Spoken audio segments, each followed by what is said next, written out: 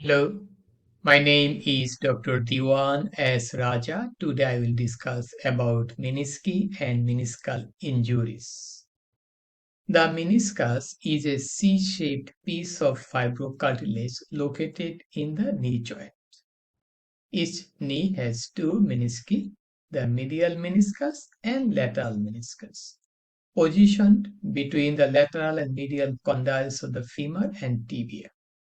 Both menisci are anchored to the tibia via anterior and posterior horns.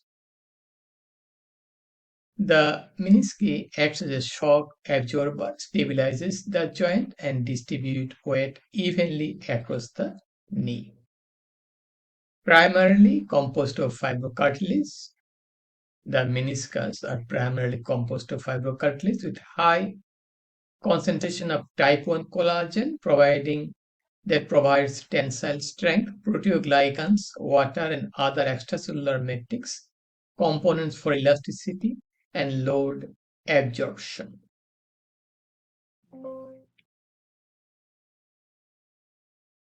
The medial meniscus is more semicircular and crescent shaped. The lateral meniscus is more circular and more mobile. Lateral meniscus is unattached to the capsule.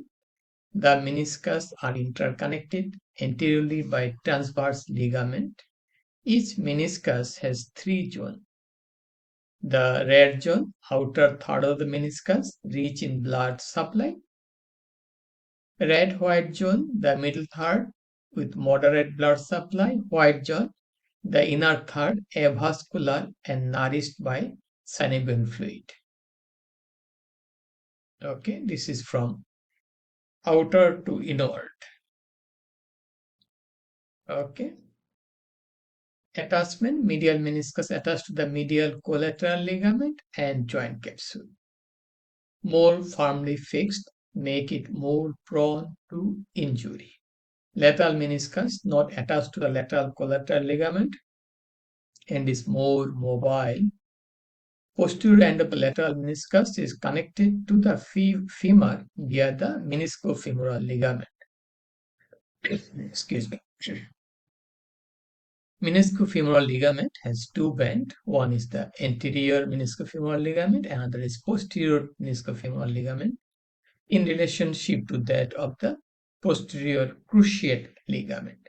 Anterior meniscofemoral ligament goes anterior to the posterior cruciate ligament. Posterior meniscofemoral ligament goes posterior to the cruciate ligament. And this meniscofemoral ligament is also important for the stability of the knee joint plus protection of the lateral meniscus. The popliteus muscle sends a few of its fiber into the lateral meniscus, and this can pull the lateral meniscus into a more favorable position during sudden movement of the knee joint. So both popliteus and meniscofemoral ligament help in protecting the lateral meniscus. So usually the medial meniscus is affected. It is damaged, mostly the medial meniscus, rarely the lateral meniscus. So this is the menisci of the knee joint. We have this is the menisci, medial meniscus. This is the lateral meniscus. And these are the cruciate ligaments. Okay. This is the cruciate, another cruciate ligament is here. Anterior cruciate ligament, posterior cruciate ligament. We got that. And this is the popliteus tendon. It has some muscle fiber connection to that of the lateral meniscus. Okay. Now we'll go to the, before going there, we have to know the tear. Here is the damage happen. Tear in the posterior horn of the medial meniscus. This is the tear. This is the anterior horn. Okay. So this is the MRI of the posterior tear of the posterior horn of the medial meniscus. This is the resource MRI web clinic, Google image. This is from the textbook, Gray's Anatomy for Students. This is normal, nothing wrong here. There is the tear here. Okay. So what are the functions of the Lateral meniscus and medial meniscus function shock absorber, protects bone from impact forces during movement. Load transmission distributes weight evenly across the knee joint. Joint stability prevents excessive movement of the femur on the tibia. Lubrication aids in reducing friction within the joint. What are the injuries of the menisci? Common injuries, tear occur when the femur is rotated on the tibia or tibia is rotated on the femur. When the knee, with the knee joint partially flexed and taking the weight of the body. Tibia is usually abducted on the femur and the medial meniscus is pulled into an abnormal position between the femoral and tibial condyle. A sudden movement between the condyle results in meniscus being subject to a severe grinding force, okay, and it splits along its length. The torn part of the meniscus becomes wedged between the articular surfaces. Further movement is impossible and the joint is said to be locked. Okay, so this happens in meniscus injury. This is mostly the medial meniscus injury. There will be a big wedge between the tibial condyle and medial and the femoral condyle. There will be a significant size wedge formation due to the tearing of the medial meniscus. And this is the mechanism. Okay, so this is twisting. This is the way there will be the fracture, tear of the medial meniscus will happen, and there will be wedge formation, and the knee will be locked. We have to note that this medial meniscus injury is associated with anterior cruciate ligament tear and tibial collateral tear. So all three together is called unhappy triad or terrible triad of the knee joint. So usually it happens all three together. So here is the medial meniscus. We are seeing tear here, medial meniscus, another tear here, tear is here, and we can get tear anterior portion. There will be tear here, here the anterior portion, the medial meniscus. Okay, so this is the site of tear here. Okay, and this is the site of tear again. Here's site of tear. Okay, here in B, they are saying it is coming out from the peripheral attachment. C, tear of the posterior portion of the meniscus. Okay, posterior portion of the meniscus teared here. Okay, D, tear of the anterior portion of the meniscus. Here is the anterior portion meniscus. Meniscus injuries, common sports or activities involving twisting or hyperflexion. Types include radial bucket handle horizontal tears of the medial meniscus. Medial meniscus is damaged much more frequently than the lateral, and this probably because of its strong attachment to the medial collateral ligament of the knee joint, which restricts the mobility. So we may have also meniscus injury as the aging process associated with aging, osteoarthritis. That is not traumatic, that may be due to degenerative changes as the age advances. Symptom, meniscus injury typically involve damage to the cartilage in the knee joint, often due to twisting or overuse. Common symptoms include pain, localized pain on either the medial, inner, or lateral side of the knee.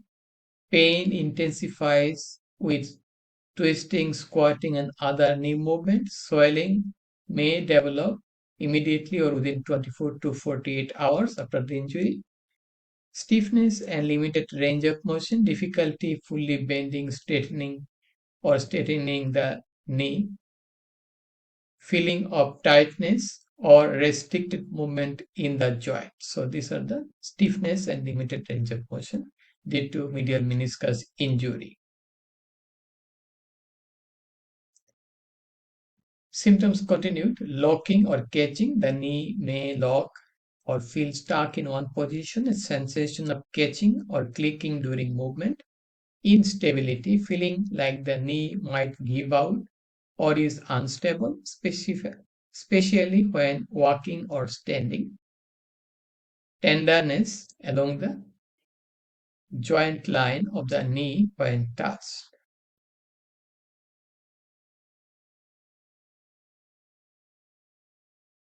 How can we diagnose meniscus injury? For diagnosis, we must get the clinical examination, history, gathering information about how the injury occurred, and the symptoms experienced. Physical test, we have the McMurray test, Epley compression test, and Thissali test. For diagnosis, we do X-ray. Plain X-ray typically used to rule out fracture or arthritis, but do not show soft tissue injuries. MRI, magnetic resonance imaging, the most reliable imaging technique, and to detect meniscal tear and assess their severity. This is the most reliable imaging technique, MRI. Arthroscopy, in some cases, minimally invasive surgical procedure is used to directly visualize the meniscus and confirm the diagnosis. Classification of meniscal tear by shape: it may be horizontal, vertical, radial, bucket handle, or flap tears. By location: outer in the red zone, then better blood supply, or inner zone, white zone, or poor blood supply. Okay, so we can classify the meniscal tear. Treatment, we have surgical treatment, non-surgical treatment. Non-surgical treatment for minor tears or injuries in the outer red zone. RICE protocol: rest, ice, compression, and elevation. Medication: non-steroidal anti-inflammatory drug like ibuprofen for pain or inflammation. Physical therapy: strengthening and flexibility, and testing the flexibility of the exercises. Okay. Activity modification: avoid high impact activities. Okay. So we have to go through non-surgical for minor tear and injuries in the outer red zone, so that there will be good healing just by non-surgical treatment. Surgical treatment for severe or persistent tear: arthroscopic surgery, minimally invasive procedure, meniscal repair, sutures used for tear in the red zone with good blood supply, partial meniscectomy, removal of the damaged portion of the tear in the poorly vascularized white zone, meniscal transplant for patient with significant meniscal loss or ongoing symptom post-surgically. Okay, but we need good rehabilitation. It may take few months to regain the normal activity or close to normal activity. And that's all about the menisci and meniscal injuries. If you have any question, please feel free to ask me. Please share the information with your friends. Please support my channel. Please subscribe me.